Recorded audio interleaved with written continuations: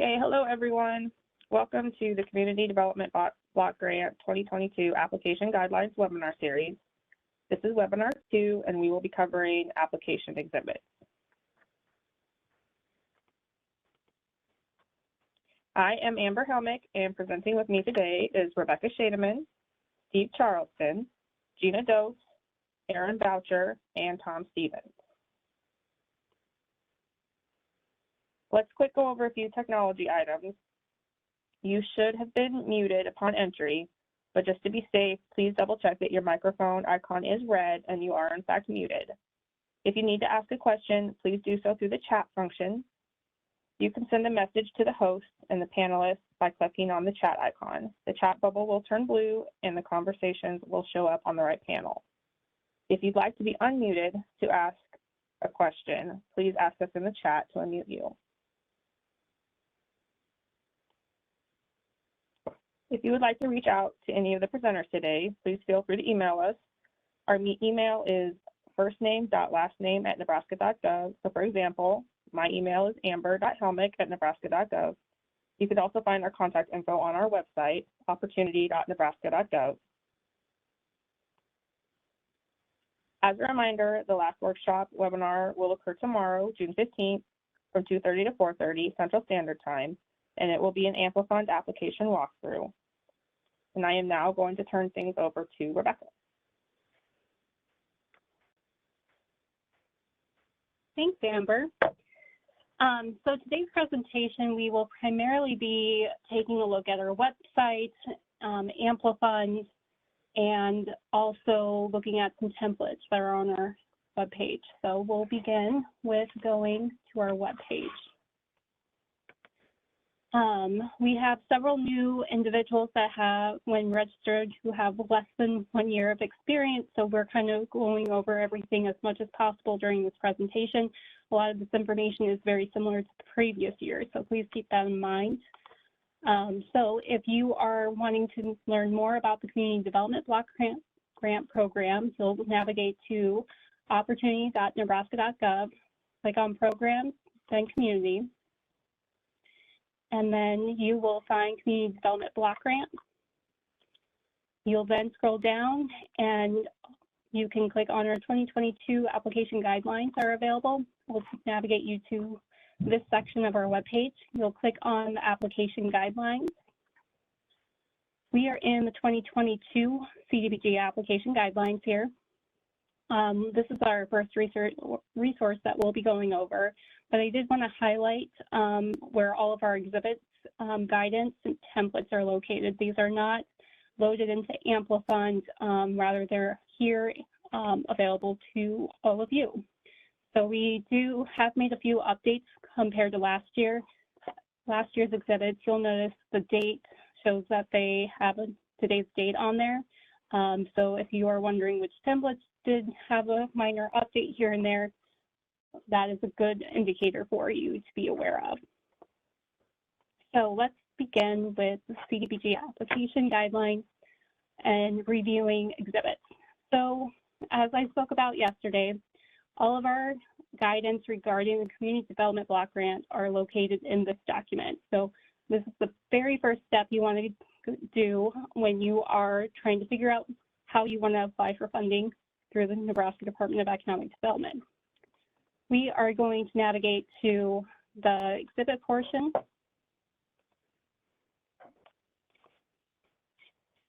So, Steve, do I need to blow this up a little bit more for all the viewers? We'll just make it a little bit bigger for everyone. So all of our applications, we do have some guidance here for everyone. We have all of our exhibits are labeled alphabetically. So we go all the way A through R, and we skip a couple letters for fun. The first one is Exhibit A. This is a required exhibit for all CDBG applications. Applicants must document that a public hearing has occurred prior to submission of the application. Materials to be provided as part of the application submission include the notification to the public advertising the date and time of the public hearing and the content of the notification. So we want to know what information was presented to the public to make them aware that this was being discussed.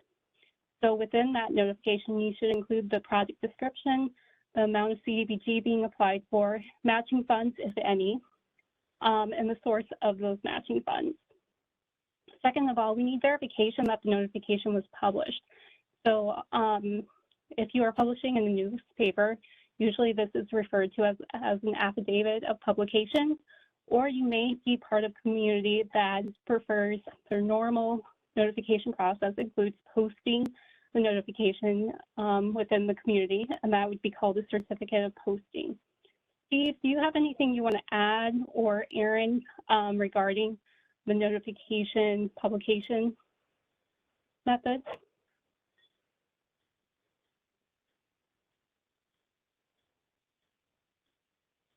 Just that we've run into the issue in the past where they didn't really provide what was posted, and so just make sure to include that all of the language that was posted, not just the date and time. Perfect.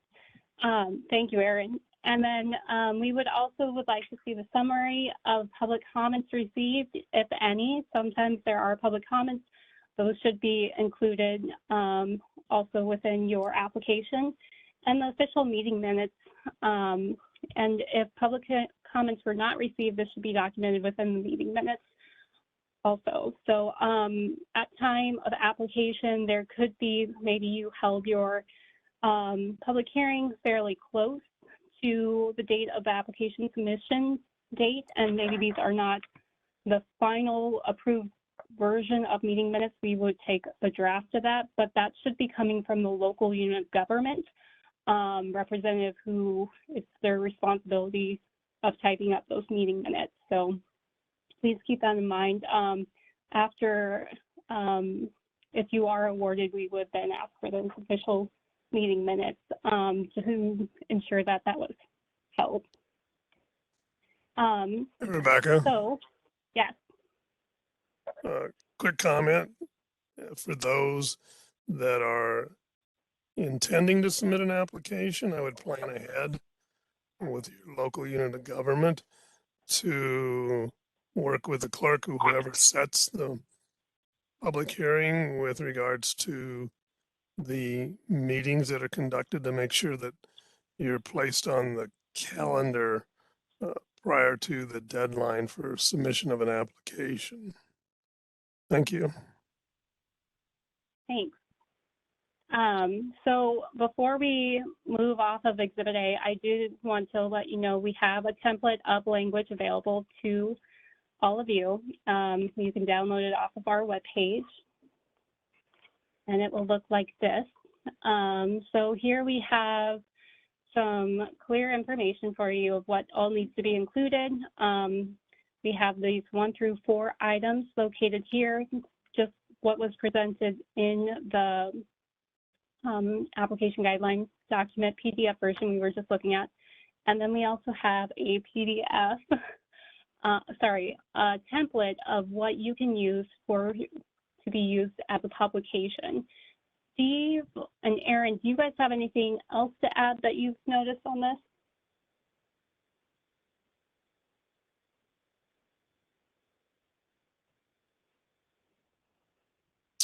The highlighted, it's in gray.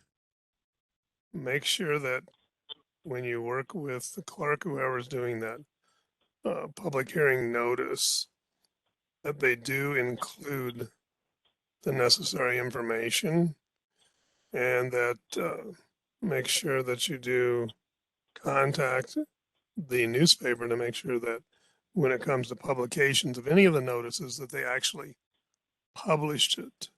So that's another reason why we ask for affidavits of publications. Thanks, Rebecca. Thank you. And Steve, we did receive a question. Does DED have a required minimum posting length, or is it just whatever the community norm is? No, yes. In other words, we ask for a reasonableness of posting, and then if they have a citizen participation plan or a resolution or however they deal with their public notifications to make sure that they're in compliance with the open meeting law and also that they're giving adequate notification to the public, and that when that public hearing is held, that it's held at a time when the public is most readily available to attend. So probably on a Saturday evening at 11 p.m. is not a reasonable time to conduct public hearing. So keep that in mind in terms of when that is held. It can be at the regular meeting that's held, or it can be as such a special meeting. In other words, where that public hearing is held and addressed and following the rules of the local unit of government. The end. Thank you. Let us know if there are any other questions. I'll be showing you what this looks like in Amplifund real quick. And hopefully I have not logged out yet. So in Amplifund, we are asking you to upload the notification of the public advertising the date and time of the public hearing. We also have an upload of the verification that the notification was published. So it's that proof of publication or certificate of posting that we are looking for there. And then we do have a question of were public comments received? So you will need to indicate either yes or no. If no comments were received, this should be recorded in the meeting minutes. You'll upload the official meeting minutes. Again, these should be completed by the local unit of government official who's designated to do the meeting minutes. So these are the official ones. If you check yes, we do have the question official meeting minutes also, and then a summary of public comments received. You'll also indicate the date of the notice of public hearing. So when you first notified the public that a hearing would be occurring, and then the date when the public hearing actually occurred. So we're kind of looking for that reasonableness that you didn't post it the same day that you were hosting the hearing within maybe 2 hours. So that has not happened. Very unique example I gave. Okay. I'm going to check to see if we received any additional questions on Exhibit A. Otherwise, I will move on to Exhibit B. So we'll scroll down back through our application guidelines. Exhibit B is authorizing resolution. This is a required exhibit for all CDBG applications. The purpose of this exhibit is it authorizes the chief elected official to sign application materials and, if awarded, the CDBG agreement between the Nebraska Department of Economic Development and the local unit of government. So we do have a template available for this. So you can take a look here. And Exhibit B will be, pull that up quick. We have some distinct instructions here. Once you read through them, you can delete this and add the local unit of government's letterhead. If there is not a letterhead for that local unit of government that you're placing this text on, this document needs to be notarized. So please keep that in mind. If it's on the letterhead, it does not need to be notarized. So again, when you're submitting this, make sure you delete Exhibit B and the instructions here. Hopefully it's on letterhead. If not, it can be notarized by someone, and you would identify the local unit of government in each one of these fields and specify the amount of funds, description of the project, and enter all this information. The chief elected official, we recommend signing in blue ink so it's clear that this is the original document in your records and being uploaded to us. And you would note their name and title, and then date this. So Steve, are there any, so normally this is the mayor of, or the chairperson of that local unit of government. Is there any cases that somebody else could sign?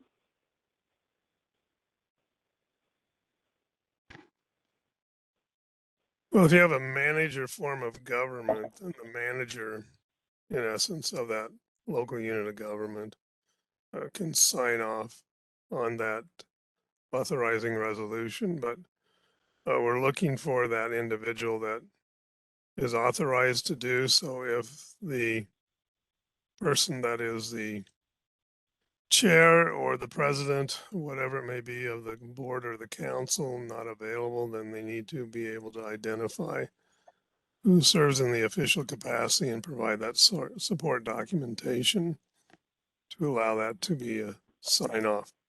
And usually the resolution is signed following the public hearing. Customarily, a number of items take place after the hearing is held if it's all ready for submission. And remember, the application is completed because you're having a hearing on the application. Thank you, Steve. So what this looks like in Amplifund is like so. It's within the same field as your Exhibit A. You'll scroll down to Exhibit B. You'll upload the signed CDBG authorizing resolution, and then you would also indicate the date that that individual signed the authorizing resolution. So please keep that in mind. Next up, we'll talk about C1. Going back to our application guidelines, this is also a required exhibit for all CDBG applications. This exhibit identifies laws and regulations that the local unit of government needs to comply with if awarded CDBG funds. So this is very important for local units of government to be aware of the federal regulations and state regulations that are applicable in association with this project. So please make sure the local unit of government does read this document so they're fully aware of their responsibility if awarded funding for this from CDBG. So we're going to take a look at this exhibit in question. So again, we have some instructions here for you. It's also indicates it's required. It must be printed on the local unit of government's letterhead or notarized, and below is our template. So we do have these fields that identify the local unit of government that do need to be updated prior to this being signed by the local unit of government. And I really do strongly recommend that these are closely reviewed by the local unit of government and their attorneys so they fully understand their requirements.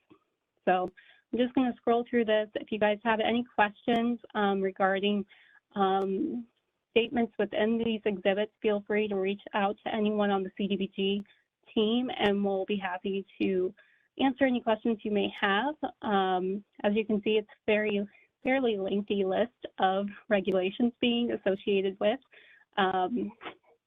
Steve, is there anything else you would like to add regarding this document? Well, thanks for asking again, Rebecca. When it comes to several of the documents that Rebecca and other staff are reviewing today, I highly recommend that if you're working with a local unit of government, participatory as far as in the process of applying for CDBG funds, whether awarded or not, that if you've filled out and submitted, or they have, and you were not the one working with them, that you review and make sure that the actual documents are current, because changes take place over time, regulatory and structure of the documents. So we want to make sure that they are current and that you don't have to rework those documents. Thanks, Rebecca.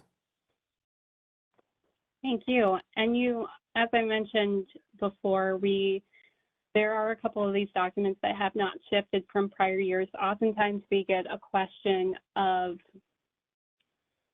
we completed this form 2 years ago, can we just use the same form that was executed? Before you ask us, I would double check with your local unit of government to see if they are okay with following that procedure. Oftentimes local units of government prefer it to be re-signed with the current chief elected official in place so they fully understand what they are signing off on, and its association with the application itself. Okay, now we'll go back to Amplifund, if I can get there. C1, very similar to Exhibit B. You'll upload that executed template that's specific to that local unit of government, and then you'll also identify the date that it was signed here. Next up is C2. This is also required, and as indicated in 24 CFR 570.486 and the state citizen participation plan, this is a requirement of the CDBG program. So, and it goes all the way back to a federal regulation there. So we do have a template available, and it is located here.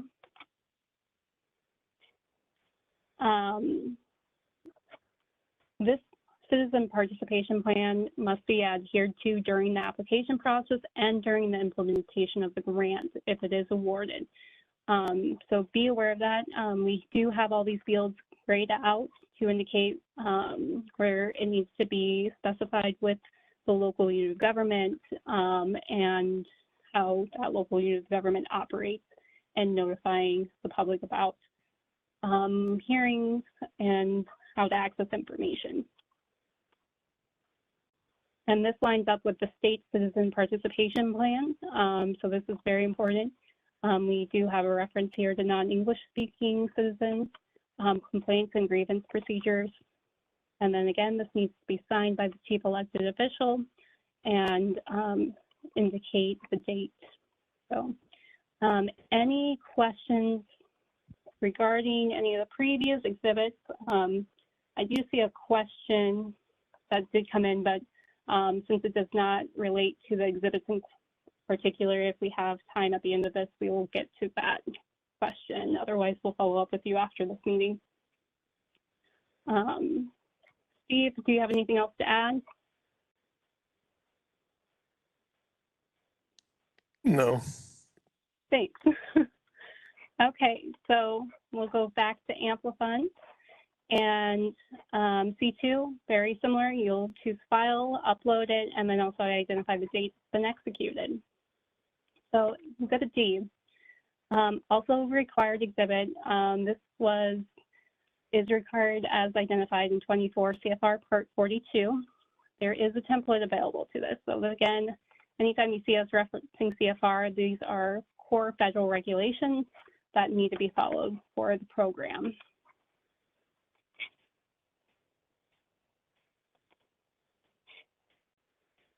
Here is our template. So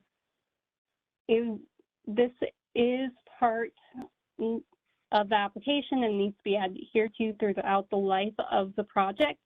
This should be on the local unit of government's letterhead or notarized, and below is the template. And I recommend reading this, being fully aware, because it does indicate if you demo or clear low moderate income dwelling units, that new ones need to be brought back within 3 years. And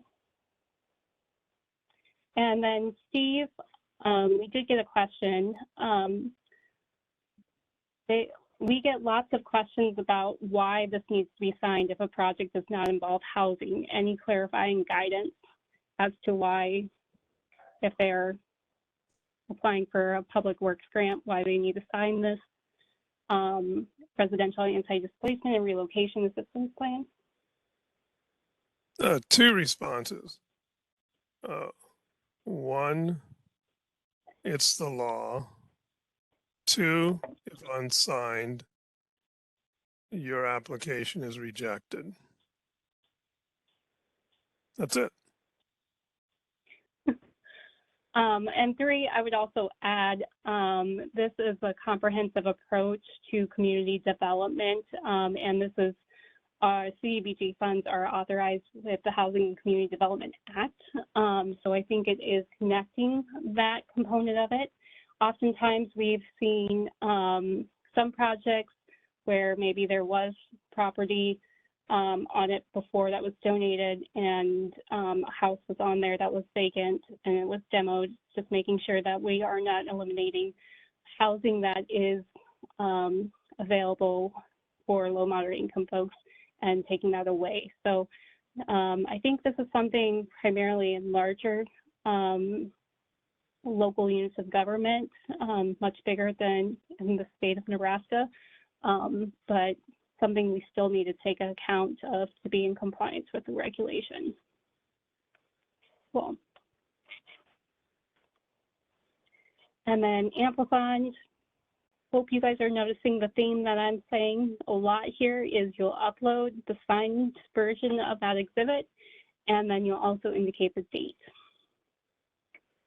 Okay, so we'll go back to our, one thing I do want to highlight is we're going to go over all the exhibits that are primarily applied to all of our CDBG opportunities, and then we'll go into the national objectives exhibits and anything that's unique to a specific opportunity.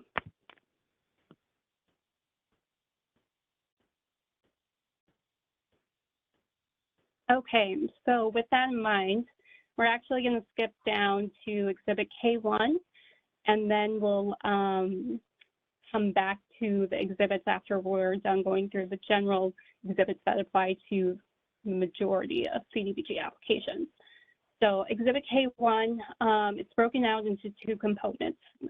This is the local unit of government requesting a waiver of procurement for two different situations. The first is if the local unit of government has officials acting in their official capacity and they wish for those individuals to continue in their official capacity to their work on the CDBG project. The second is the local unit of government is requesting a waiver from the department due to an interlocal agreement in place with the development district.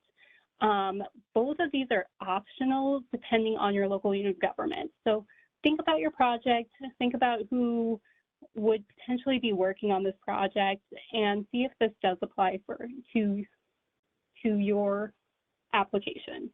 Oftentimes we see one or both filled out, and then more rarely we see none filled out. So it's an optional one. It helps us to understand where you guys are planning on or how you guys are planning on delivering your program in your application, making sure it gets implemented quickly.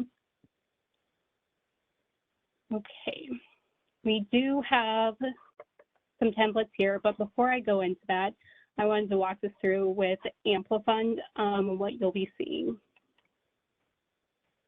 So K1, you'll first be asked the question, is the local unit of government requesting a waiver due to officials acting in their official capacity as the applicant? You can either say yes or no. If you say yes, additional questions come up magically. So we'll ask you, what officials are acting in their official capacity?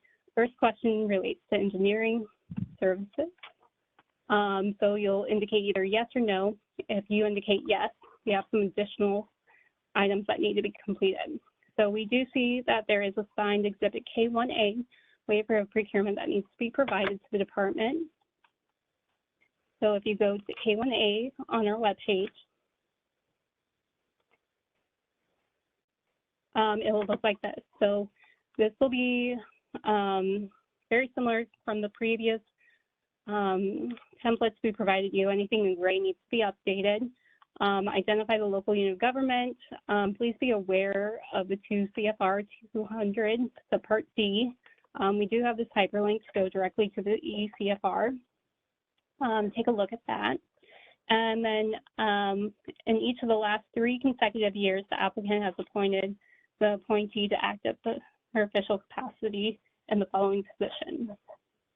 So you will need to identify that that appointee is working in their official appointment for the last 3 years, and you'll need to upload that into Amplifund. And then this is also, again, signed by that chief elected official. So going back into Amplifund, we'll have you upload that signed Exhibit K1 And then we'll also ask about how the project activity directly relates to that official capacity of the appointee. And then here is where you upload those 3 years documenting that that position has been appointed to that individual. Steve, quick question for you. Is there anything you want to add regarding the engineering services appointee? I know in the past we've received questions about individuals who are appointed as the 1 and 6th Street superintendent. I believe is what they're called. Can you give us a little bit of background on that? I'll attempt that. There is a distinction in the statutes, Nebraska statutes, that require a 1-year plan and a 6-year plan. In other words, 1 year immediate and planning out for 6 years, dealing with a street plan, is so called, that's submitted to, I believe, the Department of Transportation. And within that plan, in most cases, it'll be prepared by an individual that puts that together, which deals with the streets. And usually that's an engineer, or maybe it's in the case of superintendent for the works within the street superintendent also. But then on the other side, you have in the statute for Nebraska, the opportunity that especially on first class cities and others counties, they can appoint city engineer, make that designation where they serve in the capacity as that city engineer. However, that appointment process goes through the manager form of government or through the city as far as the council mayor.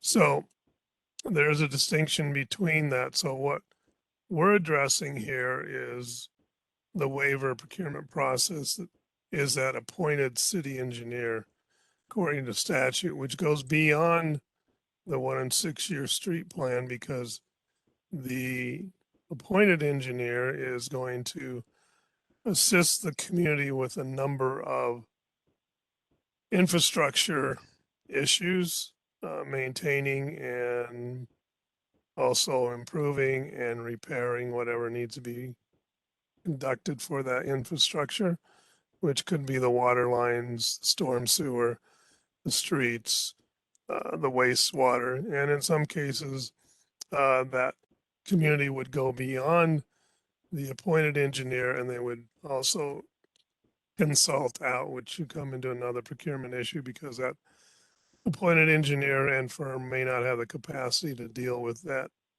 type of situation for the infrastructure.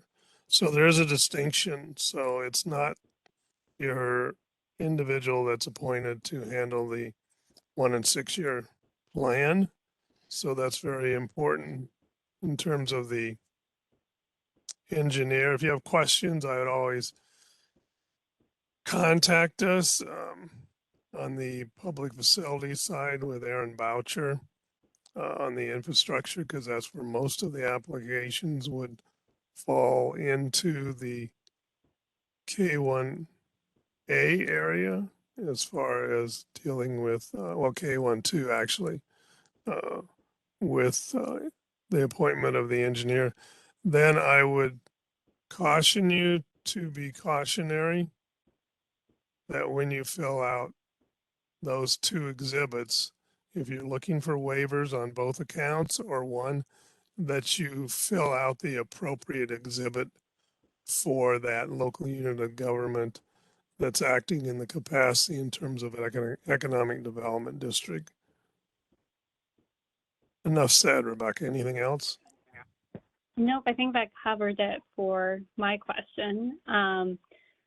So if you have an engineer you want to act in their official capacity, you would complete this. And then if you have an official who is providing auditing services and you want their procurement to be waived, you indicate yes. And a very similar item here, you'll need to upload a separate Exhibit K1A for that auditing services. So please don't combine the services. If you have both auditing and engineering, we want 2 separate forms completed and uploaded to us. Okay.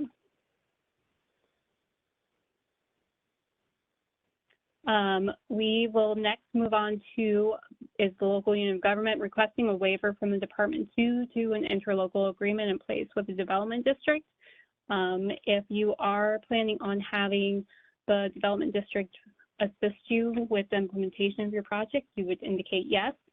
And then here we have a separate form called Exhibit K1B, waiver of procurement process and narrative. So we do have this exhibit on our website. We'll take a look at that now real quick. Exhibit K1B. And again, it looks similar, but it is different. This one is targeted to the development districts, whereas the other one was targeted to officials acting in their official capacity as an appointed entity for that local unit of government. This one, we'll notice development district here, and we have a couple different statements in here. Again, we should be reviewing the 2 CFR Part 200. There is a Nebraska statute relating to the development districts. We took a snippet from there, but feel free to read a little bit more in there. You'll identify your local unit of government. Any item in this field will need to be updated to reflect the specific information that relates to that application. And then we have 2 activities that potentially the development districts may deliver, activities that we would waive at this point in time, and that would be construction management or general administration.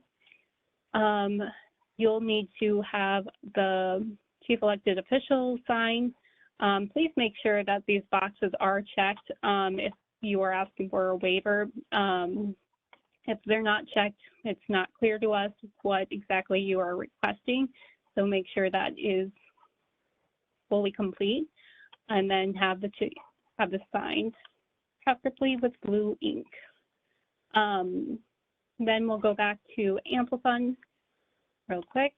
K1B, again, you upload that waiver, and then you talk about the formal relationship between the local government and the development district here.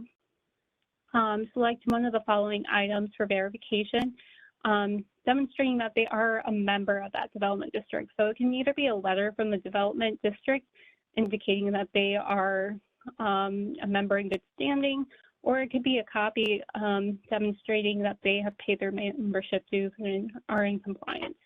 So either one you select, you will need to upload here, same with copy, and then you'll indicate what services you'll be requesting for a waiver.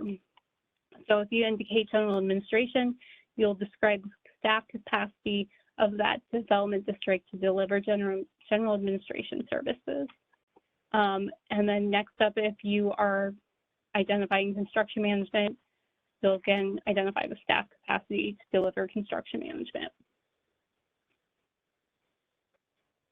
I think that covers everything there. Steve, is there anything else you would like to add regarding K1?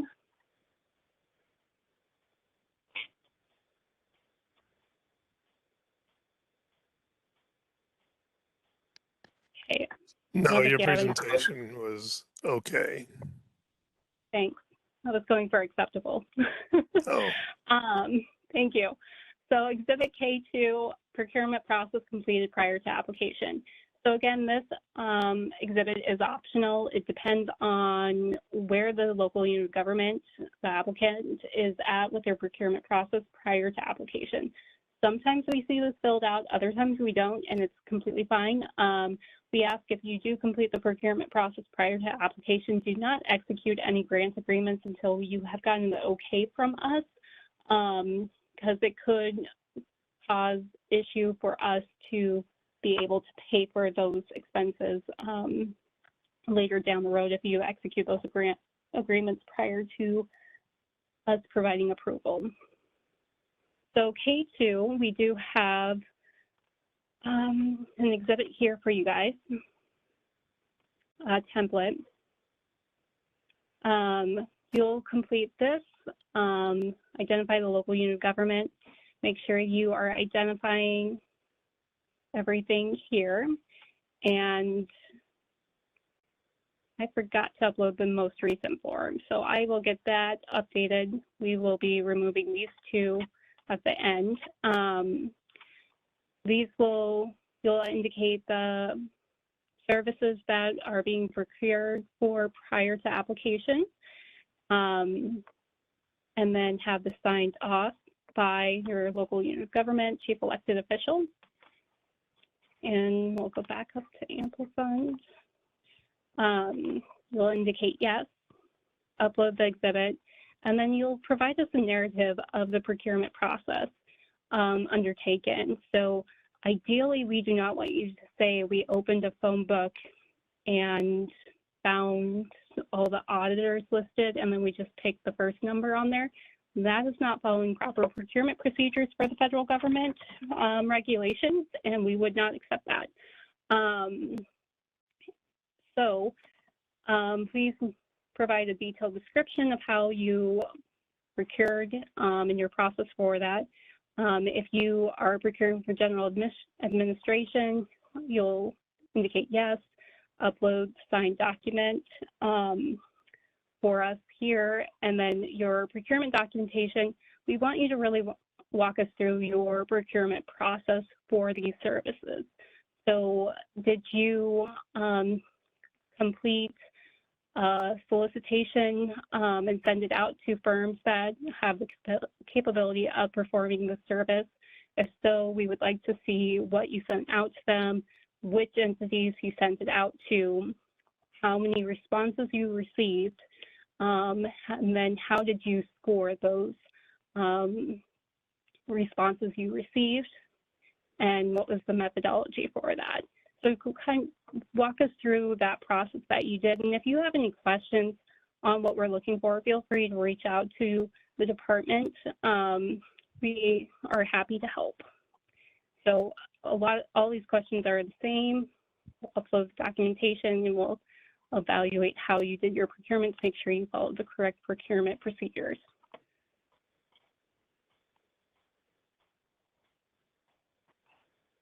Okay. Exhibit L is complete this exhibit if the local unit of government has letters of support from members of the public. Each opportunity may have different determination if this exhibit is required. Any opportunity can use this exhibit. I believe the downtown revitalization does have a requirement that it have applicants upload letters of support. So please be aware as you're reviewing the CDBG application guidelines and hear if this exhibit is required so you are turning in a fully complete application. The first question is, does the application include letters of support? If you do have them, you'll indicate yes, and then you'll upload the document there. So that's about it. Is there any questions? We're going to take a look to see if we haven't answered any questions. And then Steve, is there anything that I missed that you want me to, that you want to clarify? Well, I want to backtrack to procurement. Okay. And I think you covered it exceptionally well. When it comes to procurement, and Rebecca said if you need assistance, one resource is our admin manual. So if you go to our block grant, CDBG block grant administration manual, and you go to chapter 7 for procurement, that delineates a number of items, especially when it comes to conflict of interest. So I would strongly impress upon you to read the chapter 7, especially page 2 and on. Then also on our webpage is a memo 21-02 on procurement and conflict of interest. So I'd also strongly encourage you to read that and have an understanding, and Rebecca brought it up on the screen, because this has changed significantly in the past 2 years, and it is being adhered to with regards to the procurement process. And as you're working with a local unit of government, you want to make certain that if you're doing procurement prior to or after, that you do explain to them the procurement process. And these are two guides that will help you immensely walk through that. And as stated, if you're applying for, say, public works, infrastructure, or facilities, contact Aaron Boucher. If you're doing downtown revitalization, contact me, or as stated at the end of our presentation and as yesterday at the end, the contact resources on the staff to discuss procurement and conflict of interest. That's the main item I wanted to emphasize, Rebecca. Thank you. Thank you. Next up is Exhibit M. This is required for all CDBG applications. You'll note here we don't have reference that we have a template available. So that is one thing to be aware of. You'll notice that there is not a template on this page, so this is only in Amplifund, and I'm going to turn it over to Steve to kind of walk us through this.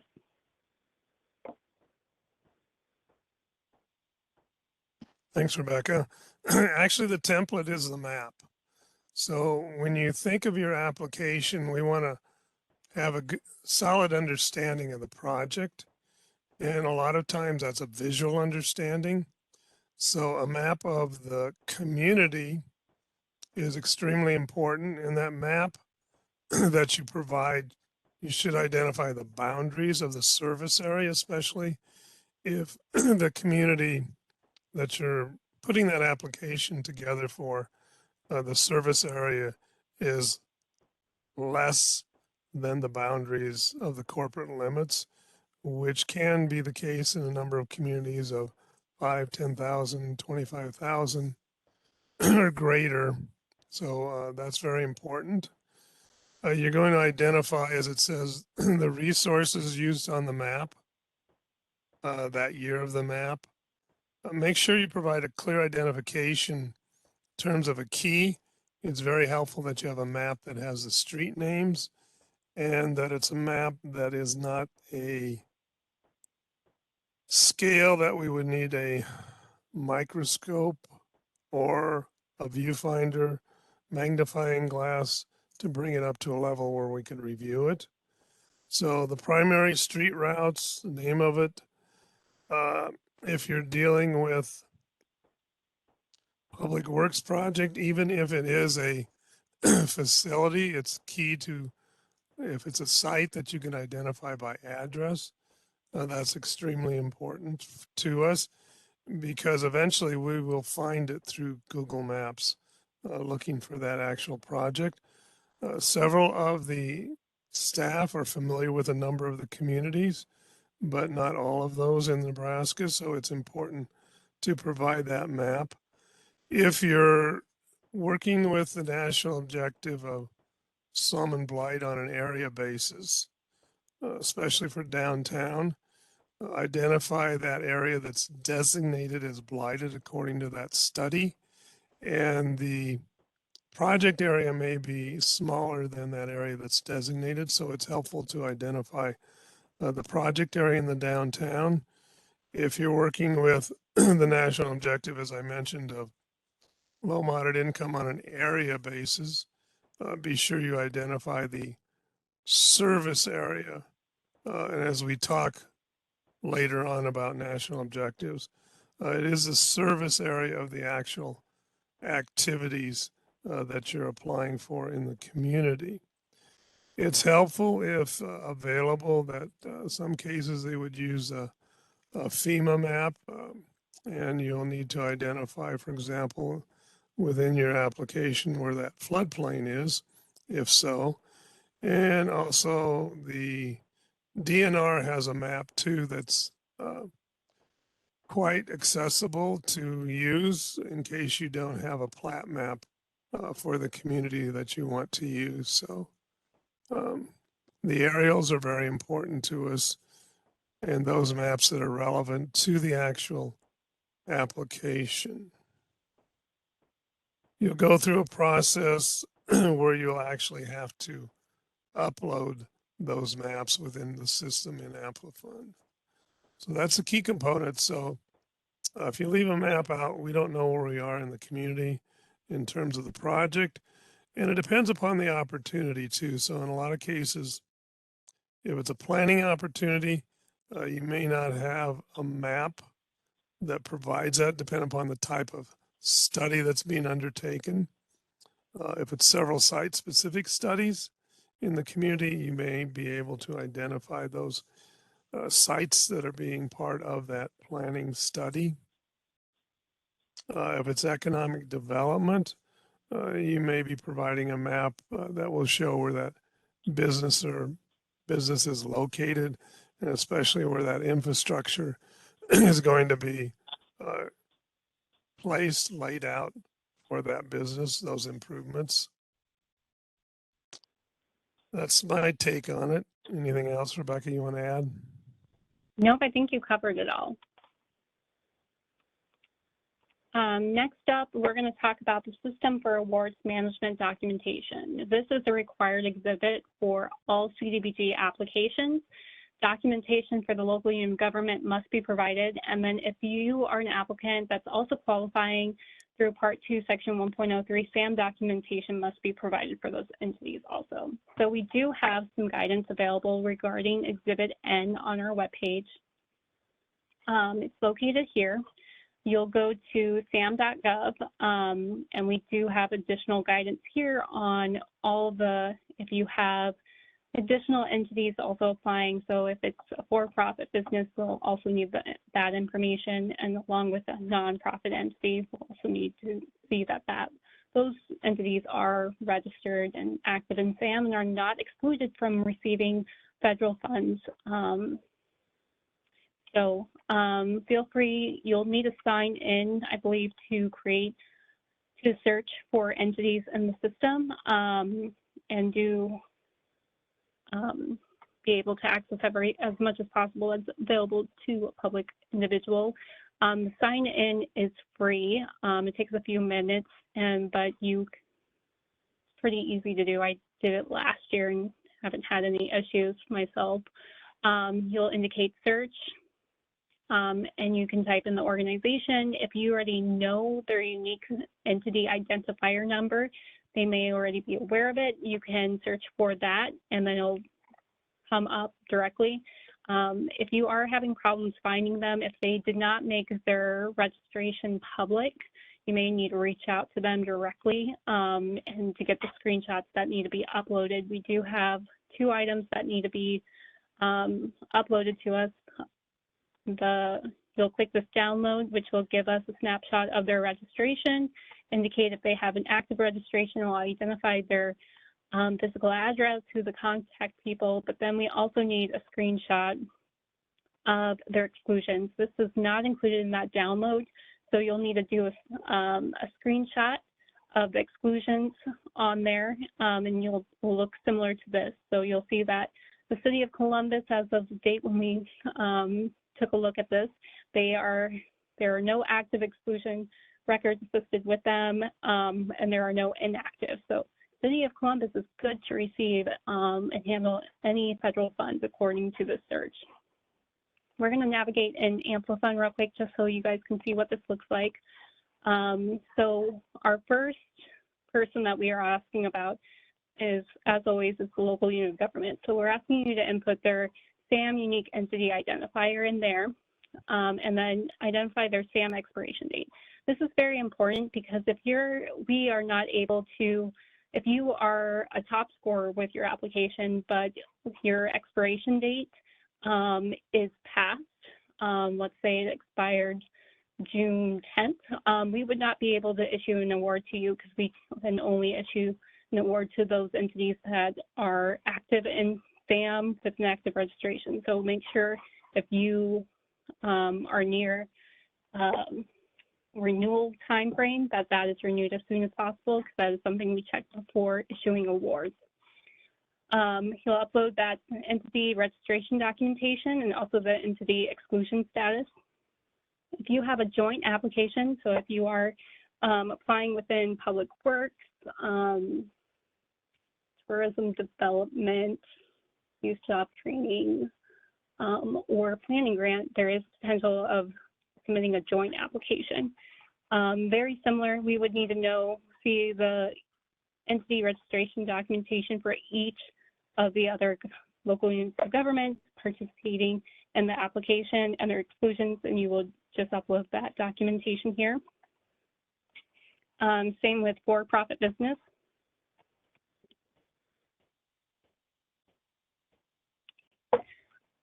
We would ask for the for-profit businesses registration and exclusion documentation, but also for that NDO.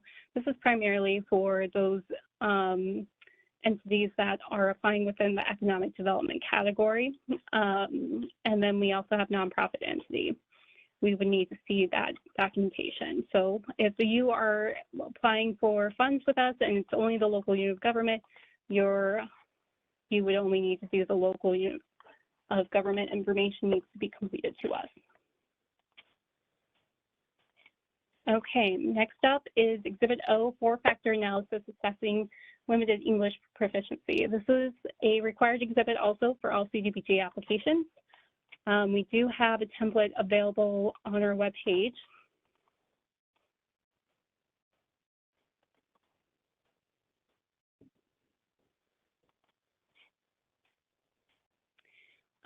And we did provide you some guidance on how to find the data to help you complete the four-factor analysis. So if you walk through this, this should help you get the information to help you determine what level of assistance you need to provide for non-English speakers. So this needs to be completed for each application that the local unit of government is submitting. It needs to be project specific. And if you have any questions, feel free to reach out to us. Each local unit of government is a little bit different. So happy to help with the interpretation of data if you do have questions. This is one of the regulations that is connected to the Community Development Block Grant. Steve, is there anything else you would like to add regarding Exhibit O1?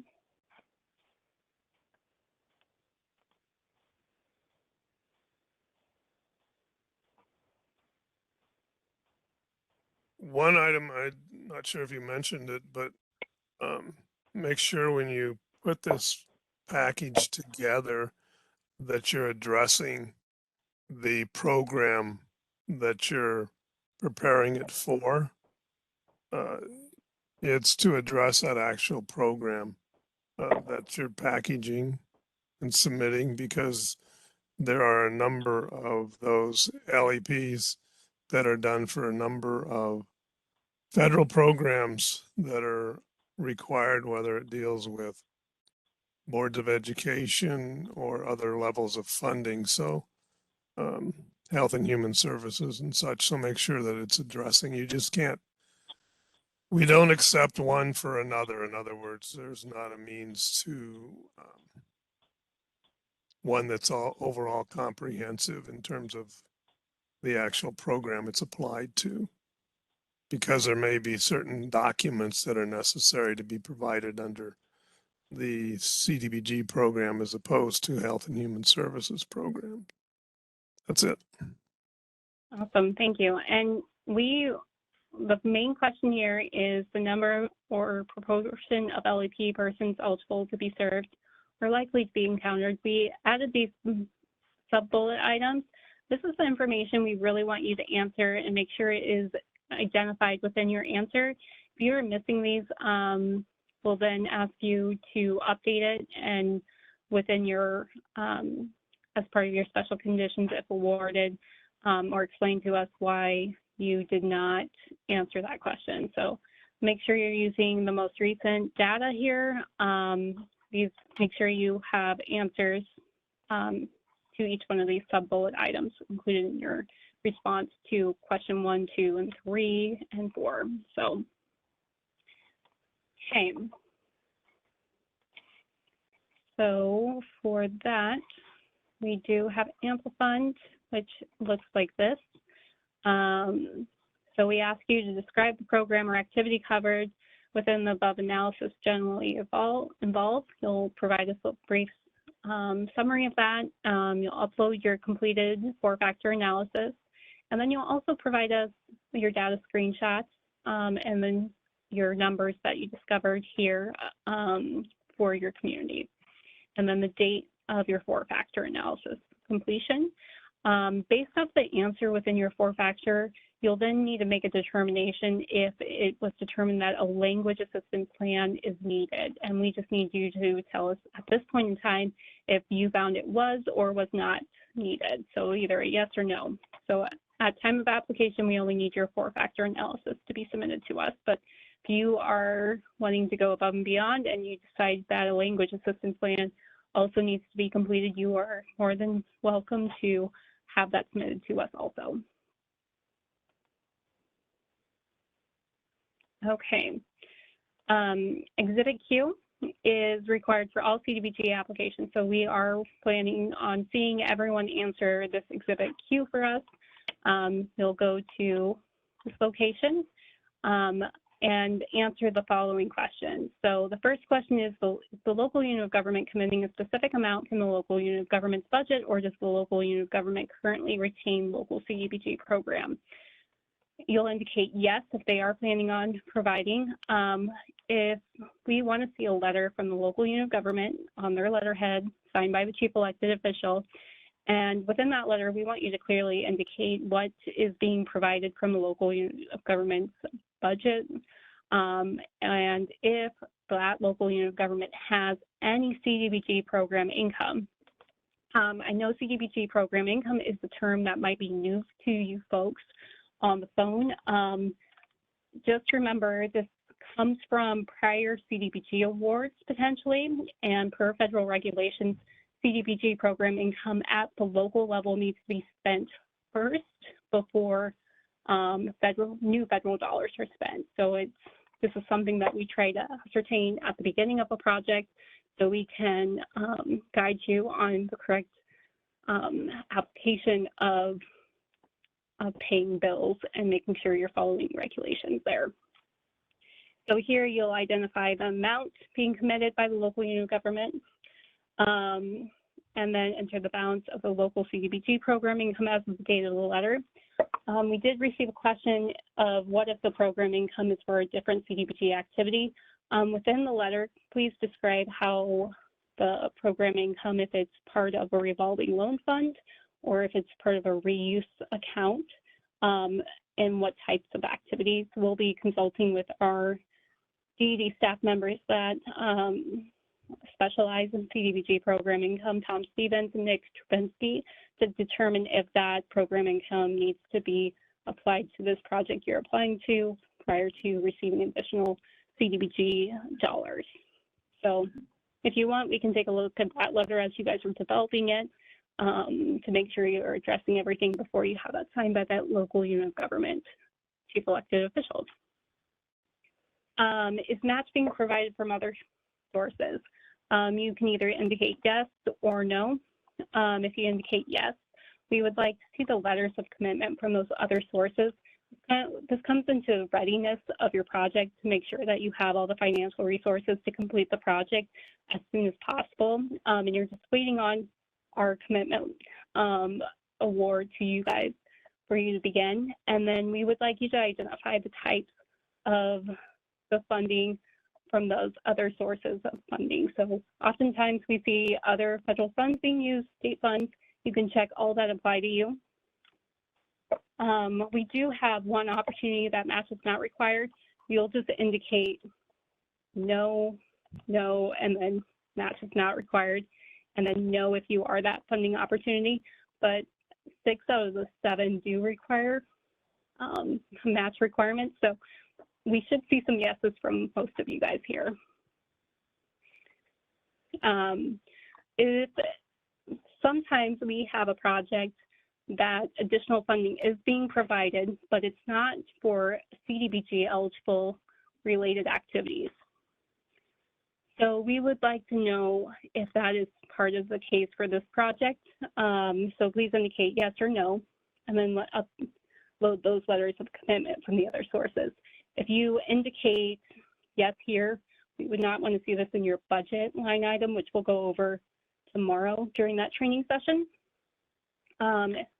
Hopefully there aren't any more. We'll go a little bit more in depth on this section tomorrow during the budget review.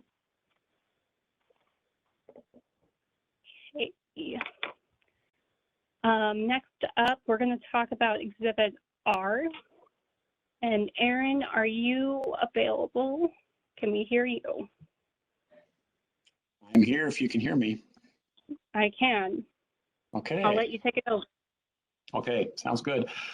The project description, I think, is a fairly new requirement. I think that last year was the first time that we did that, and the reason was we were just kind of getting these project descriptions that were everyone was doing it a little bit different, and so I put together a kind of an example of what you really need to have in a project description, and so I'm hoping that makes a difference and makes it easier for everybody.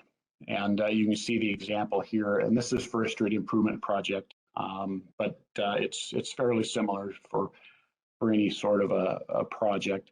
A lot of times, please make sure that you're writing this project description as though it's already been funded.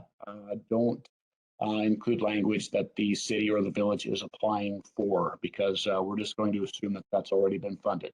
And so there's language in there that is needed, such as no persons, businesses, or farms, I included farms in this example, are going to be displaced. And so this is basically giving your citizens kind of an idea of what's, in a nutshell, what your project is. And since that is going to, pretend this is an audience that is not familiar with CDBG, and so they don't know what CDBG even stands for. So make sure that you spell out at least the first time what, community development block grant, and then you can put the CDBG. And don't use LMI when they don't understand what low to moderate income might mean. Just basically summarize it. Total project costs are at $1 million for this project. Include $25,000 for general administration, $8,000 for construction management, and then the funding sources. We're going to apply for $433,000, and the city is going to match that with $567,000. So I'll be glad to review these before they get submitted at any time. And then here's kind of a checklist that you can use. And it's just kind of goes over some of the things like don't always assume that the ADA people are going to know what that means. So spell that out for the first time. Kind of the geographic location, what exactly your project is involving, and it's going to help, I think, everyone. So if we see a project description, and this is just an example of, let's say we see a project description that says we're going to make this our community center, we're going to expand it to and it's going to have 25% more capacity, and then it's marked as a CEST. That's kind of we know at that point that the actual determination of level of review is going to be an environmental assessment because it's over 20%.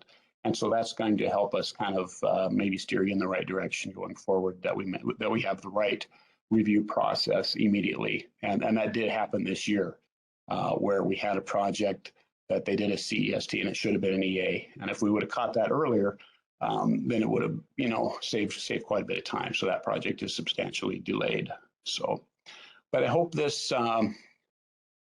example is helpful, and also that this checklist is helpful as well. So just kind of go through that process And if you have any questions or you need me to review anything, I'll be glad to do so. Thanks, Aaron. So just a reminder, you'll put together your description of your environment of your project or your environmental review record. And then you'll also review your description, and you'll complete this checklist and indicate whether you have this have included in your description the purpose and need for the project. You'll either include yes or no or not applicable.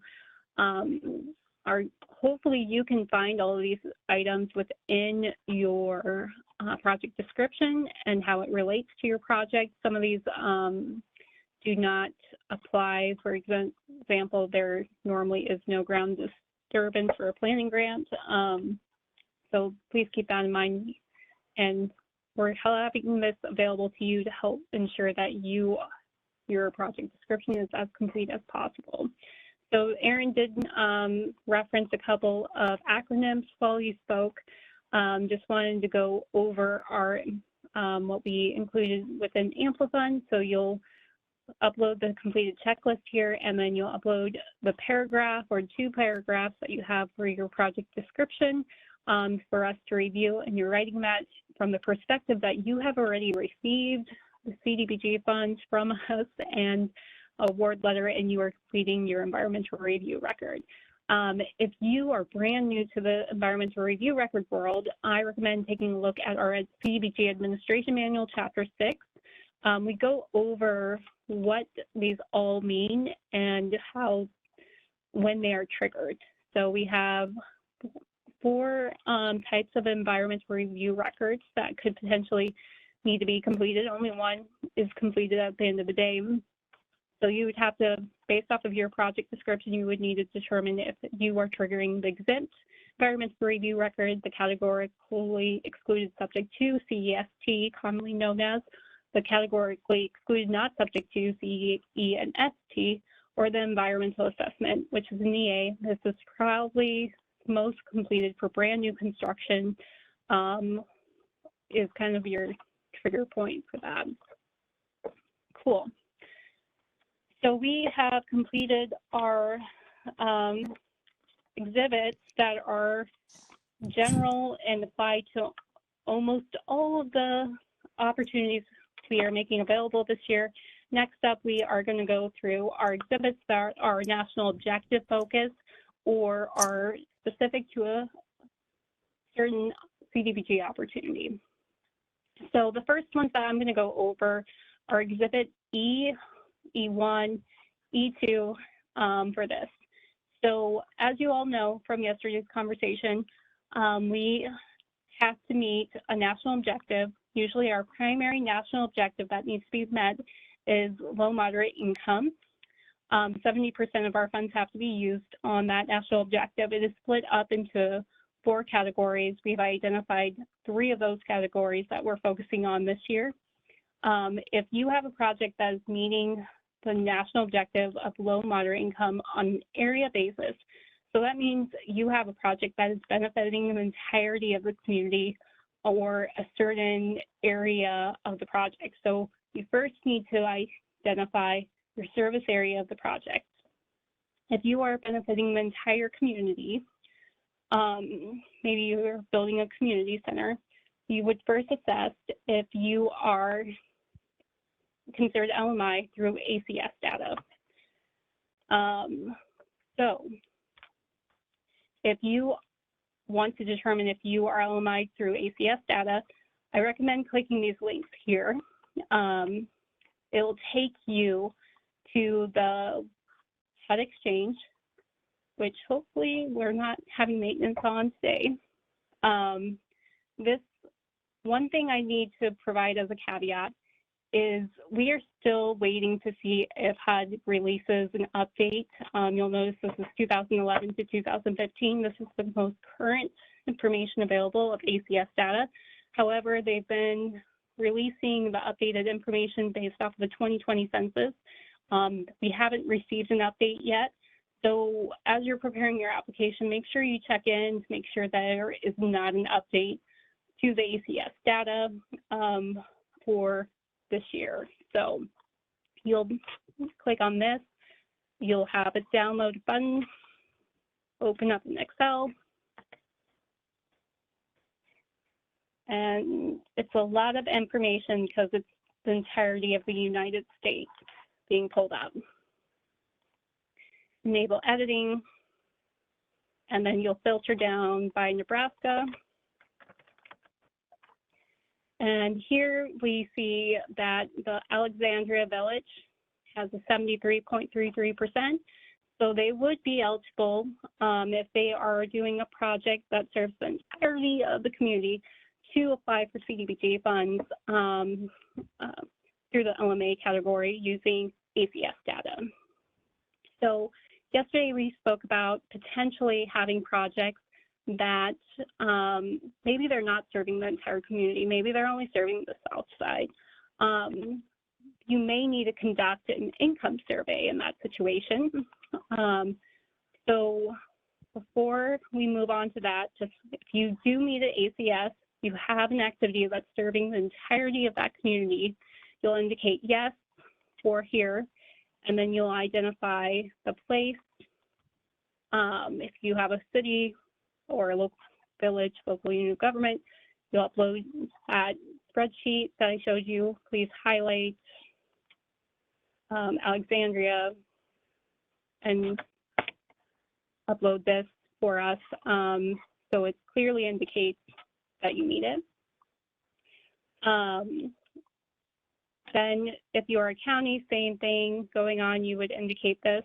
Normally, you only have one of these filled out for this. So then you'll indicate the total number of LMI persons in the area basis, and then total population in the area, and then the percentage. So you'll need to enter any percentages as 0.572 for them to show up as percentages like this. If you don't enter that 0.572 and just do 5720, it comes out a little wonky. So remember that point. We did add a little help guide there. Let's see here. And then we're going to move on. So depending on your service area and the activity you're presenting, and maybe it's not the entire community, or maybe it's outside of that community's jurisdiction, you may need to do an income survey. So I recommend reaching out to your program rep and determining if that will need to occur. So census income survey is based on individual, if there is 200 households or less within that service area for that activity, then you would complete a census. If it is above 200 households, then you would complete a random sample survey. We have guidance in our CDBG administration manual on surveys. This is located within the grant administration, within the appendix section, section 1. And I'm not going into this as detailed as everyone probably wants me to, but there was a recent CPD memo released in February of 2019, that indicated that new guidance to be conducted with income surveys. So please keep that in mind. So if you have an income survey that was completed prior to this February 14th date, you'll need to make sure that it was conducted correctly as indicated within this policy memo. I believe our income surveys are usually good for 4 years. Is that right, Steve? I'll double check that within our guidance. 4 years, but please, Yes. we need to make sure. Thank you. So reach out to us if you have a unique situation going on that you're planning on using an income survey. We'll need to evaluate based on that community.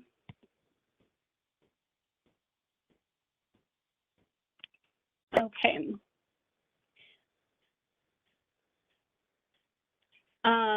We did have a question that came in, if we submit an application for a community in advance of the September 1st deadline, can we use the current LMI data at the time the application is submitted? Yes, that is what I'll need to, actually, let me review the HUD guidance on that, because I believe they updated that recently. So we'll take a look at that. But if you are not subscribed to our CDBG updates yet, I recommend you do so. That will be very helpful for you. Exhibit E1, so if you have a service area that you need to determine if it is low moderate income, you would need to provide us how you conducted your survey and the numbers and walk us through that process. So I'm not going fully into detail on this, but if you do have a question, please reach out to us. I would like to do this on a case-by-case basis because each survey methodology is unique, but there is a standard operating procedure, and I would like to make sure that we have giving you the most accurate information. But this is what this looks like, and we'll take a look at, please reach out to us and we can do a special meeting with you. And this is very similar to Exhibit E2, is also a survey, random sample survey. So again, if you have a household, if you have a service area over 200 households, this is when the random sample survey goes into effect. So we'll leave it at that. Steve, anything else you want to talk about with service areas and LMI on an area basis, or Aaron?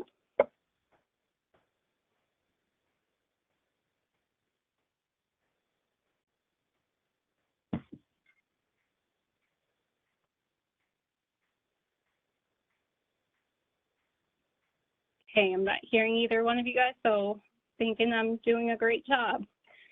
Next up is Exhibit E3, is limited clientele.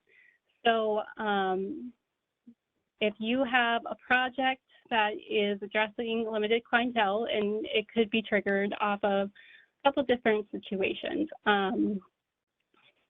you will first identify your activity that would be meeting LMC, and then identifying how it is meeting LMC. So these are the activities that can meet LMC in our program, and then you'll need to identify to us if this activity is benefiting clientele who are generally presumed to be principally low and moderate income person, activities that are exclusively serving a group of persons in any one of or a combination of the following categories may be presumed. So if you click this, maybe you are assisting doing an ADA compliance sidewalk improvement project. So you are assisting severely disabled folks or an elderly folks within that type of project. You'll provide us with documentation of how many individuals are within that community that would benefit from that activity. And you'll also describe this. We do have guidance on Exhibit E3 on how to grab that data. Let me go and find that.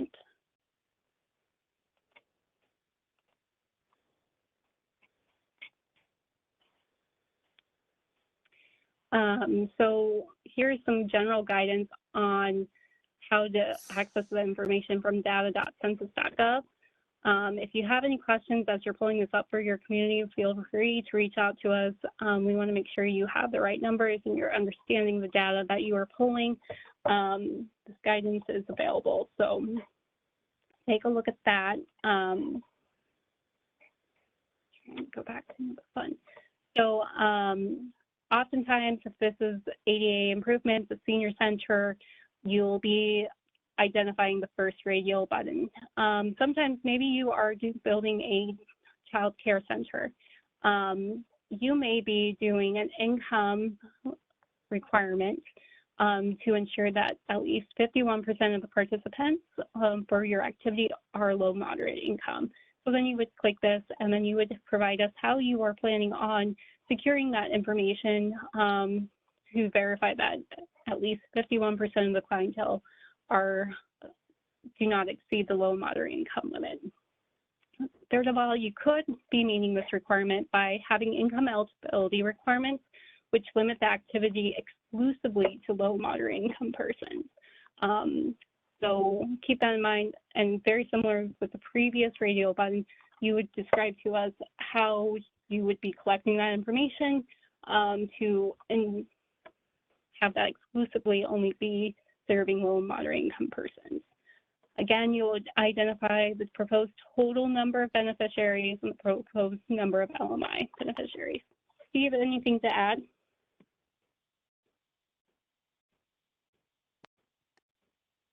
Well, thanks for asking, Rebecca. So on limited clientele, as Rebecca went through that, you may have some actual data you can secure through ACS, through census, or you may have data that you have a record that you've kept. So depending upon the type of activity and the opportunity that you're submitting an application under and you're addressing limited clientele, if you look at those 8 presumed groups, which HUD has stated that they say presumed, they're presuming that at least 51% of those persons within that group that you're addressing are low moderate income. So I would strongly encourage you to talk to the program manager that's dealing with the opportunity on that side to assist you in that. Then I'd like to just restate when we go to area benefit on low moderate income, and when we talk about mapping, that you need to make sure that you do identify on that map on M, or even if you're going to, and so that you can connect the service area with the national objective. And in terms of the key for the maps, it's okay to have an overall community map and then to provide inserts that would enlarge the area in terms of a viewer's review. So if you consider what we provide on the screen, and if the font's too small and we enlarge the font by enlarging overall the image, that's what you'd want to do with regards to mapping, and if you have a service area, and making sure the key is recognizable in terms of those types of activities that are being applied for. That's a few tips, Rebecca. Thanks, Steve. Okay, I'm not seeing any questions yet on LNC. Again, the national objective exhibits are very important for our program. They're a key component of being fundable and eligible to participate in our program. So if you have questions, please don't hesitate to ask because it's very important that we get this right from the very beginning. Next up, we're going to talk about Exhibit E4. This is primarily through the opportunities of tourism development and economic development. So very small subset of our CDBG program uses this form. And I am going to bring up our Exhibit E4 template here. And Tom Stevens, are you on the phone? And awesome, yes. I can hear you. So I was wondering if you could walk them through this worksheet that I have up on the screen. If you've got a project and you're at the point of doing jobs, you want to get this filled out. This is typically filled out by the business, okay? So they're going to create, number one is how many jobs are they going to create? And That's number two, excuse me. Number one is how many do they already have? That's known as the baseline. And then if they're doing a retainage deal or they're retaining, remember the definition of retainage is employees that they're going to lose through adverse conditions for the business and so forth. The full-time equivalent positions that they've started with or the baseline is just the existing baseline, and then they're creating jobs on top of that. So you would actually indicate all of those and so forth. Again, if you're doing retainage, we're going to give you special coaching on how to get these and so forth. So you'd want to talk to us. And these are used in conjunction with the employee certifications. So what we typically do is sit down with a business, have them fill this out and sign it, or their payroll person sign it, what have you, and go over how during an interview with a job applicant that they would ask them to fill out an employee certification, which indicates their LMI status. And then the next part, if you scroll down, let me see here. Okay. So the other part is typically a business will fill out the next part.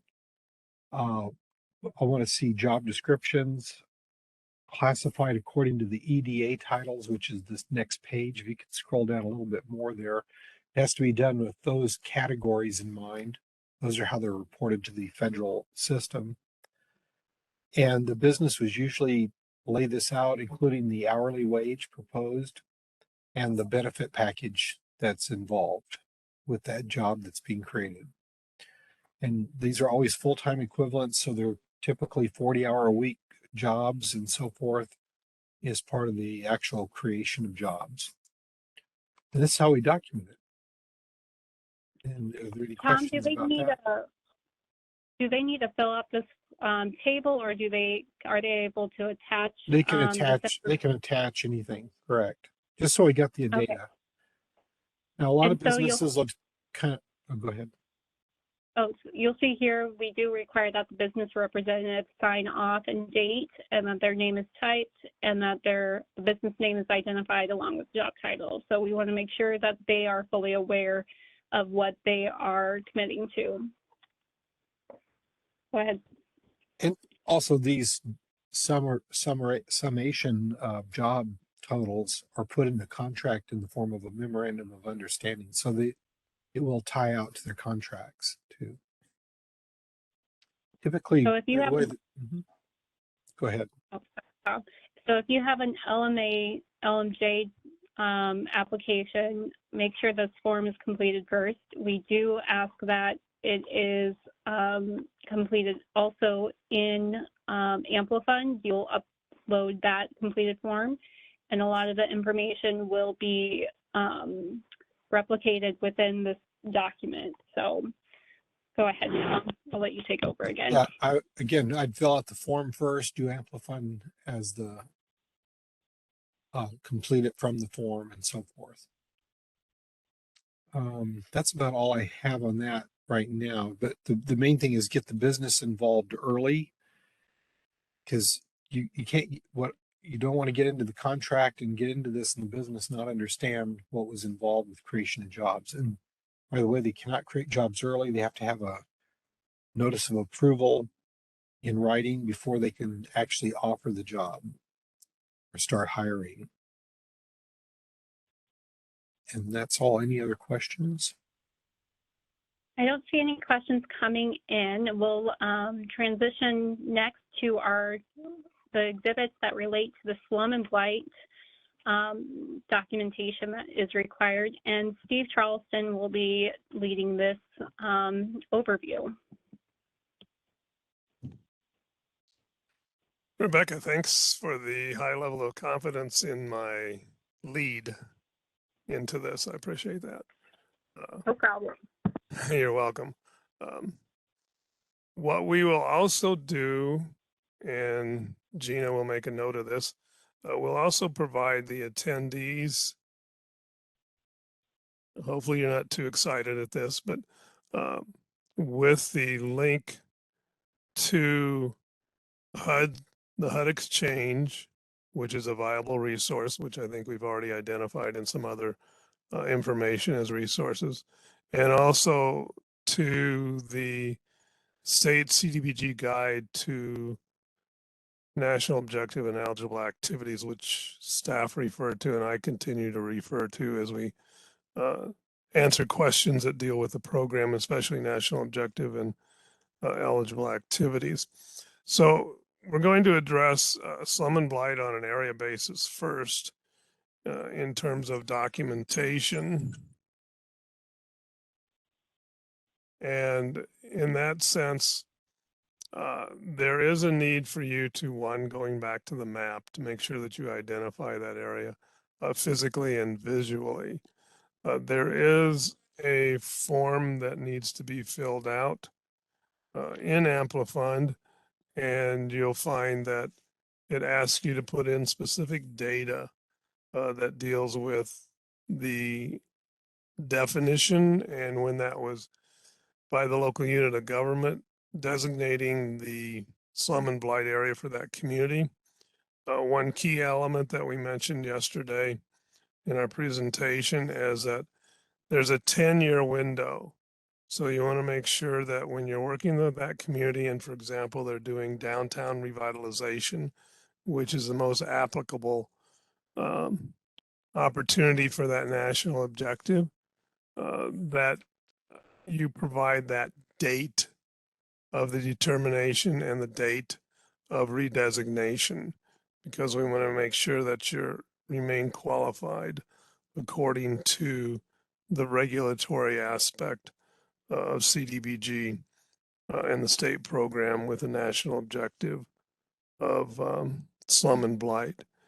And the national objectives are regulatory, and the activities themselves that are eligible are included in the Housing and Community Development Act. So that has to be an official action. And in most cases, that action that takes place for that designation is in compliance or compliant with state legislation for the determination of a blighted area. We won't go into blight designation as it references to any other type of endeavors by that community, whether it involves tax increment financing or LB 840 or as such. So we're not here to discuss that. So if you can see the status, there's a place to identify. Oh, thanks, Rebecca. Since I don't have any means to, and I don't want to, say, address the control of the actual presentation at the graphics area. So you're going to identify, is it the area designation, the complete area, or is it underway and has never been designated? And was this original within the last 10 years? So that's one of your key components there. You're going to want to make sure that you upload the official action by that local unit of government as you're working Amplifund. And there are places where you actually provide that upload. And you'll provide a number of, for example, the year of that designation in terms of the date. And then they want to know how many buildings, what percentage are deteriorated in terms of the properties. So if you look at the national objective under slum and blight, and you go to the State Community Development Block Grant Program, as I said, the guide, the national objective must be an official area, must have economic disinvestment. Signs of that were there are a substantial number of deteriorated or deteriorating buildings throughout the area. So they're asking for the proportion of those buildings in that area. That's why we ask for a percentage of those that are designated as deteriorating.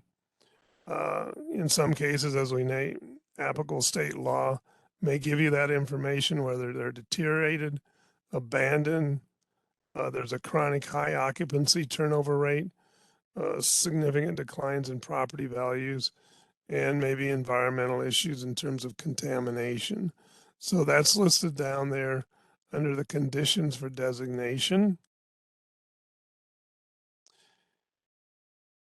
So we want to make sure that those activities address at least one or more of those conditions that contribute to the deterioration of the area that's just designated.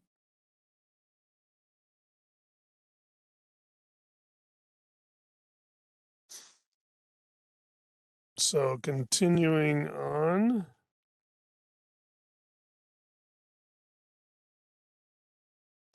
You want to describe the prevention or elimination, the activities that need assistance, whether they're residential or commercial. In most cases in a downtown, they would be those that are commercial. It's not limited to buildings because you can also include those items that relate to infrastructure, the conditions of the streets, the sidewalks, the drainage, water and sewer, depending upon what that is, that provides those determinants for that area to be considered blighted. And you want to understand that when you put your application together, the activities that you're going to undertake are undertaken or asked to be funded are going to actually elevate, improve the conditions that are substandard within that designated area. So that's very important. And as you go through Amplifund, as we'll talk tomorrow, Rebecca will, make sure that you save your work. Because by saving your work, it'll save you a lot of time. Anything you want to add, Rebecca? I think it's very important that if you're doing this activity under slum and blight on an area basis, that you have an understanding of what can be actually assisted. So it's acquisition and clearance of blighted properties, it's infrastructure improvements, renovation, reuse of abandoned buildings, especially historic, commercial revitalization through facade improvements, and it could be removal of environmental contamination of property to enable it to be redeveloped for a specific area. And that's when you can get into one case example, brownfields, those sites that are contaminated. So you can undertake within the downtown opportunity a combination of those. And when we talk about commercial revitalization, we're talking about, as we mentioned yesterday, facade improvements for commercially owned property that has commercial activities located on them. Go ahead, Rebecca. I did receive a question. If a designated area is properly surveyed through Exhibit F and the local government adopts the blighted designation, is a blight study required? Yes. There needs to be a study that's made a determination and taking into account those factors. So if you, and I don't have in front of me state statutes, but if you look at that determination of that study that needs to be presented in such a fashion in accordance with state statutes, you'll find that also there are certain factors that need to be included, but there needs to be a study. It's not exclusively the local unit of government by action identifying a specific property by flats or by any measurements form, just stating that that is blighted. You have to meet those factors that's listed here to make that determination. It also helps when you make determinations such as this to have visual presentations of what those deteriorations are, what is a blight within that designated area. Some may be considered blight deterioration, other may be consideration of the fact that the property needs to be managed better, cleaned up in a sense. And that may be a situation where the local unit of government needs to take some action outside of funding through the Community Development Block Grant Program. Any other questions? I don't see any more. Gina, do you have any more questions? No. Okay, we'll move on to Exhibit F2 then. This exhibit's also completed in Amplifund. And Steve, I'll let you take it away. Okay, moving forward, and with that latitude, I won't take it very far, Rebecca, but when it comes to slum and blight on a spot basis, there's a couple of key factors. One, if you have an area designation already, you cannot do a spot designation within an area designation because that area has already been designated with that deteriorated property building as such within that area. So they're asking the question, does it meet the objective in terms of a spot basis? And then you want to identify that property. And since it's on a spot basis, this should be, and you should be able to identify the address, the physical address of that property, and that you would identify and where it's located. And when you get to that situation, you want to make sure that you understand that on a spot basis, there is some very limiting activities that can be undertaken.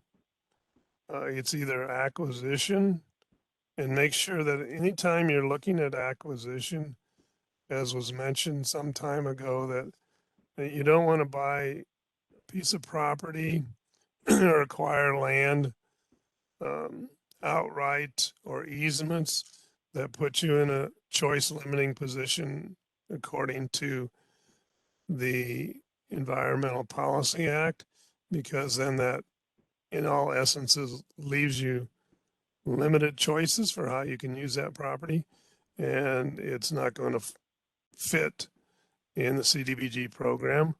Clearance is an item you can do. You can deal with remediation of environmentally contaminated property, some historic preservation, and renovation or rehab of buildings only to the character or to the factor that it's detrimental to the health and safety of the public. So as we go through those items, you'll see that acquisition, clearance, relocation, historic preservation, or rehab of buildings is that case.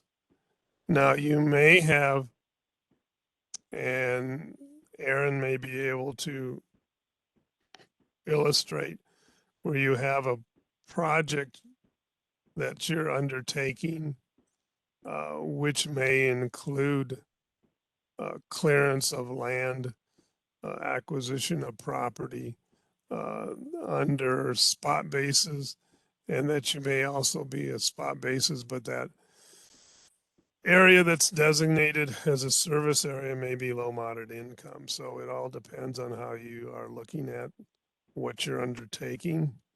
Usually you fall back to LMA, but it may be that it's a situation where it's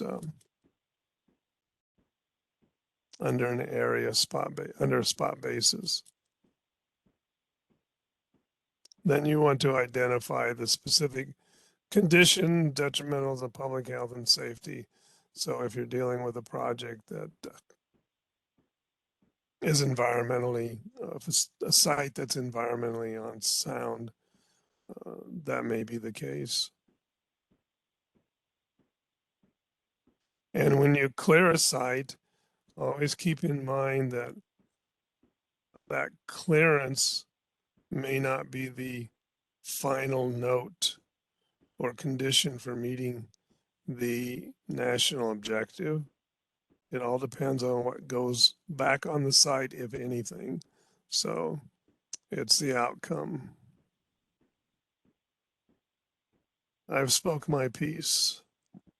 Okay, I'll navigate to Exhibit P, which is only needed for if you are completing downtown revitalization opportunity and you have indicated that you are doing the activity commercial rehabilitation. So I'll have Steve kind of go through a couple of things, but before I leave ample funds here, we do want you to upload your commercial rehab program guidelines that you have proposed that you want to follow. We will be reviewing them to see if they align with the CDBG program and eligible priority activities listed. We also have a checklist that we want you to complete to ensure that you have addressed all of the components related to commercial rehabilitation program, and that is on our website currently. And if you go to Exhibit P here, and hopefully the correct document opens for me, it will look like this. And then Steve, do you want to go over any item within this checklist that does need to be submitted? Rebecca, I'd be pleased to do that. Thank you. The commercial rehab program, some of you may be aware, but in terms of the guidelines, there's been a few adjustments that we've made in the last year, 2 years, depending upon when downtown revitalization funding took place for those local units of government.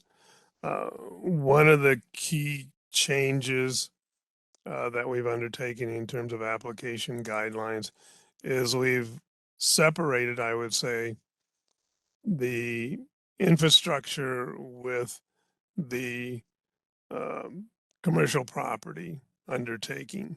So if you're looking at your guidelines that you're going to put place as an applicant, that you want to make sure that those improvements are designated probably in the budget aspect. If you're doing sidewalks and streets, especially sidewalks, you need to budget for those as a public infrastructure if they're on public property. If it's on the private property that that business owner owns, and there needs to be improvements made, because especially if it's an ADA, an accessibility issue, a restriction, a barrier for entering or the facility, that can be done that way, but it's limited. So that's in terms of the actual commercial rehab program guidelines. It's not sidewalk improvements for the sake of doing the public works sidewalks, because the local unit of government should address in the downtown area for the benefit of all those persons that travel the downtown as pedestrians and all those facilities, commercial businesses and others within the downtown, satisfactory sidewalks for traveling. The other aspect of it is we are emphasizing the fact that it is a commercial rehab and it is facade improvements. Its limitations on code enforcement or code violations that are for the public health and safety of those occupants. So it's not just making a number of improvements to the building that someone says are a violation of the code. The local unit of government and needs to have a program in place, whether it's with a building inspector or someone else that actually can identify the code violations within the downtown. And those code violations are, in essence, service for all within the downtown, so that if they are public health and safety issues. And then we've had questions before on facade improvements, on what is a facade. So if you have questions on that, we can identify that. So some of the items you want to make sure that you deal with in terms of your rehab guidelines are not only upon the types of improvements, but the type of assistance that you provide through the CDBG program. So that's important too. Whether they're facade, signage, awnings on the private property, what and how are you going to provide the financial assistance? What type of instruments are you going to provide to them, to the for-profit businesses, or the actual property owners for making those improvements?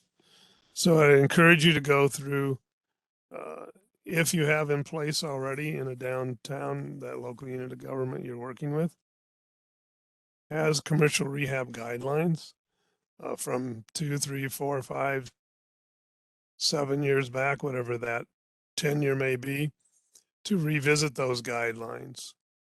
Because for one, the emphasis may have changed for the local unit of government. I do know that some communities have, they may have a historic district that's within that downtown or is that downtown area in terms of that property boundaries.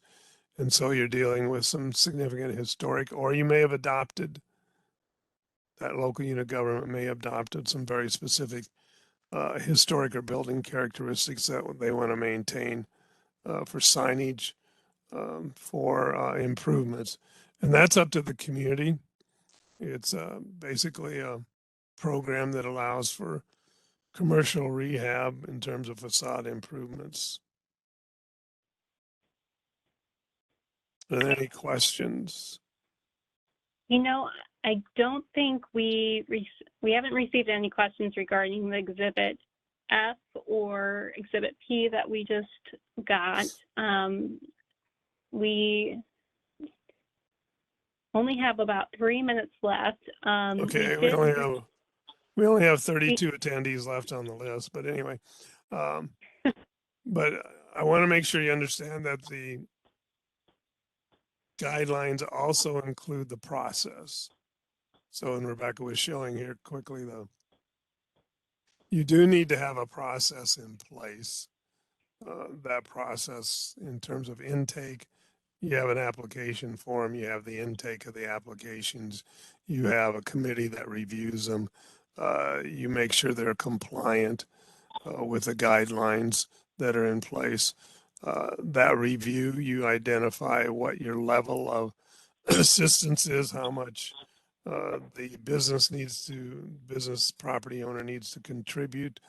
Maybe the city, the local unit of government has a program in place already that provides assistance, and you blend that together with CDBG.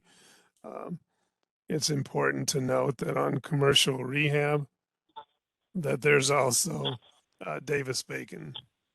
So you need to make sure you have an understanding of when it applies and when it doesn't apply.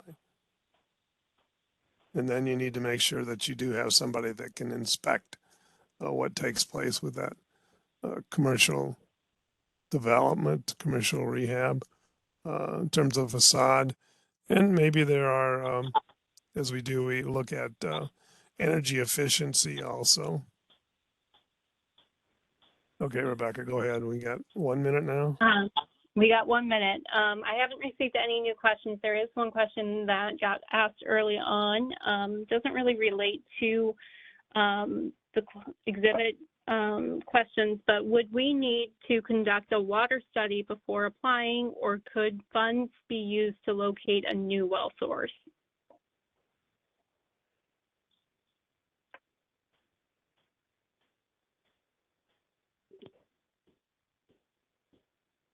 You're asking that of someone on the... Yeah, you. oh, okay. I didn't see the pointer pointing at me. Oh, sorry. No, you're okay. Well, for one, I'm sorry, I didn't mean to say well for one. First of all, if you're looking at infrastructure improvements, there's a readiness to proceed. There's a determination of the need. If you haven't tested where that you want to place a well and the quality of the water there, that's going to probably be an issue. I do know at some cases that when you do put a well in, there needs to be an amount of pumping of the water to make sure there's a test well sometimes goes in before in terms of that process. We've had projects where they've had to relocate the well because they thought it would test right and it didn't. So it depends upon what you call a study. If you have no idea where that well is to be located, you better do some type of a study to determine whether or not there's quality water somewhere that you can actually go through, whether it's doing a test well or not. I don't know if that answers the question, but in some cases you may need to do a study, in other cases you may not. Depends upon the known quality of the water in the area. So if it's high in nitrates or other types of toxins, you may need to test it. And I don't know if Aaron's still on, but he might be able to. What I would do is I would follow up with an email to Aaron Boucher.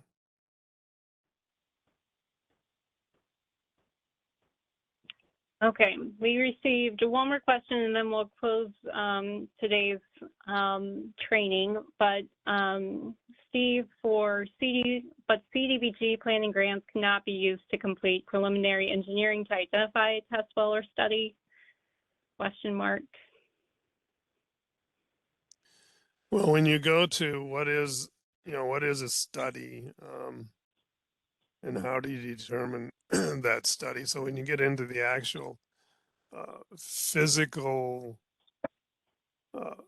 identification, I would bring it to me in terms of that specific project, because you could undertake a number of, well, it depends upon the unknown and the activity. So if you're looking to place a well and you have 5 or 10 sites you're going to undertake, you probably are going to need to do some type of a study, and the planning grant's not going to fund test wells. It's just not going to do it. It's not going to fund the water quality sampling of a number of those wells. It may fund a part of it, but it may not fund the cost of actually going out and putting that test well in that case. So if you're looking at a specific project in a specific community, touch base with me and touch base with Aaron, depending upon how it's being addressed. Great, thank you. Well, thank you everyone for attending. We have another session tomorrow, same time, same virtual platform. We are going to take a look at all the questions that have been submitted and create an FAQ and get those addressed for you guys. We've been getting a lot of great questions during these sessions, so thank you for participating via the chat. And if you do have questions that didn't get answered during these webinars, feel free to send Gina Deuce an email. Her email is gina.doose@nebraska.gov. And she'll make sure that Steve and I and the other CDBG program representatives take a look at that question. We can incorporate it within the FAQ, and hopefully we'll get that released next week sometime as soon as it's available. So thank you guys again for attending. Look forward to tomorrow. Have a good one.